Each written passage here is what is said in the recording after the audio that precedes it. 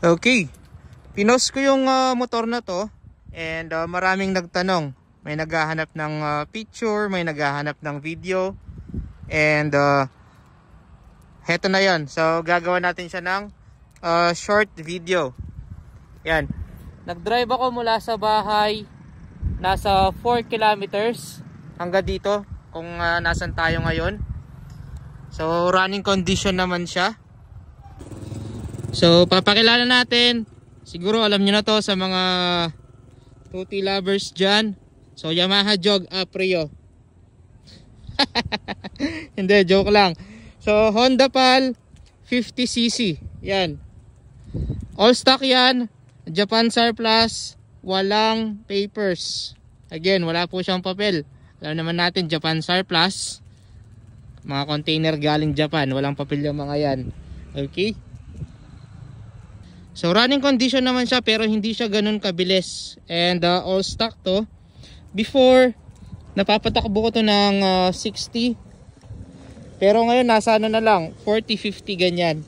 Ganun na lang yung top speed ko, hindi ko na binibirit. So hindi ako ganun kagaling sa pagdating sa makina. Nagagamit ko siya and panghatid sa school, bumibili ng pandesal yan sa kanto, nagagamit ko siya. And ang pinaka issue niya, wala siyang battery, so hindi ko pa binilhan ng battery. And then sa fairings, heto, yan, at tapos heto, and then bandang likod, yan, may mga parang kalmot, pero lahat yan working.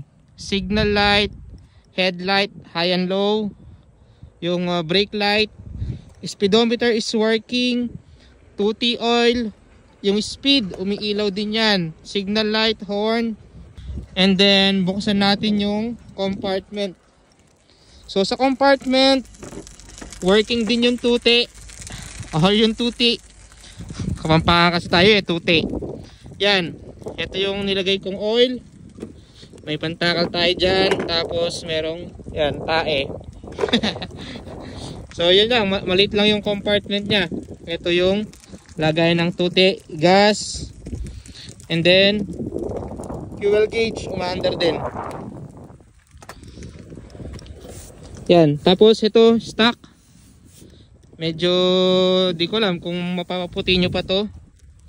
May tatak siyang Honda dito sa likod. And then sa gulong, yung sa harap is Dunlop. Tapos yung sa likod, alam ko ano to Bridgestone to Yan, Bridgestone yung likod.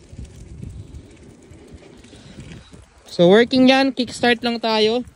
Tapos yung paint nya is all white. Urig lahat yan, wala pa akong pina-repaint. Yan. So kapag kinikick siya, pag ganito, paharap.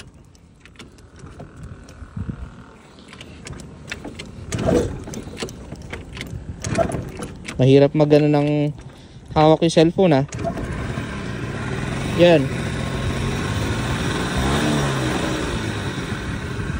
So napasindi naman natin siya.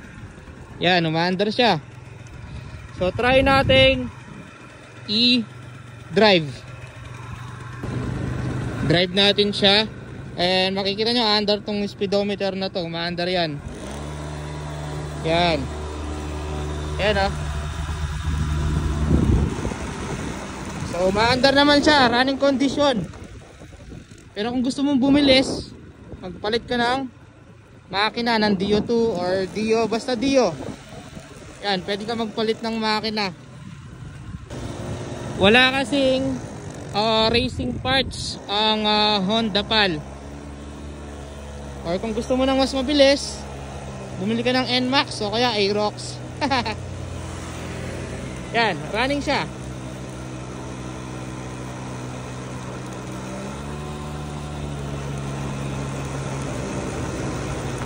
So check natin yung busina. Wala siyang battery, mahina lang to. Headlight, umaandar yan. Yan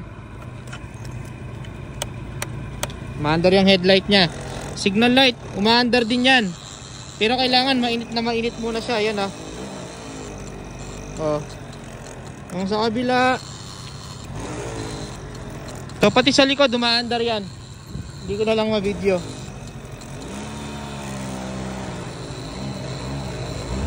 Kung gusto mong may push start or lumakas yung busina, kayo nang bahalang bumili ng battery.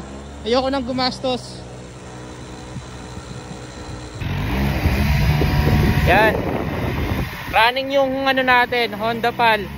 Hindi nga lang ganun kabilis.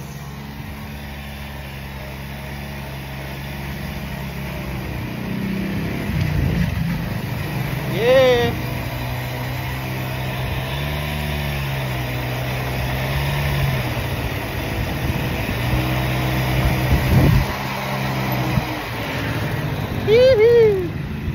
Ayan ha.